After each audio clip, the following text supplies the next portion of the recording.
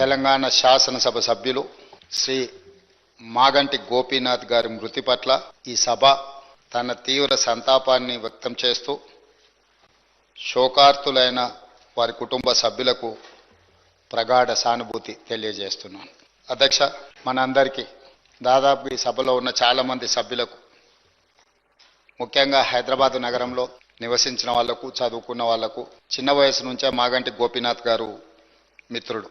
1963లో జన్మించిన మాగంటి గోపీనాథ్ గారు విద్యార్థి రాజకీయాలలో చురుగ్గా ఉండడమే కాకుండా వారు 1983లో మొట్టమొదటిసారి ఎన్టీ రామారావు గారు ప్రారంభించిన తెలుగుదేశం పార్టీలో క్రియాశీలక సభ్యుడిగా చేరి ఆ పార్టీ తెలుగు యువత రాష్ట్ర అధ్యక్షుడిగా వారు దాదాపుగా 7 సంవత్సరాలు సేవలు అందించడం జరిగింది.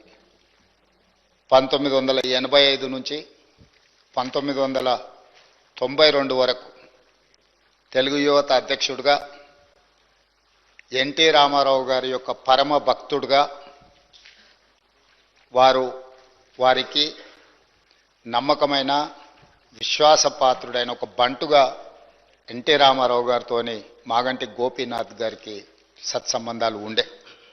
అదేవిధంగా వారు అర్బన్ డెవలప్మెంట్ అథారిటీ డైరెక్టర్గా హైదరాబాద్, వినియోగదారుల ఫోరం సభ్యుడిగా వివిధ బాధ్యతలను వారు నెరవేరుస్తూ వచ్చిండ్రు.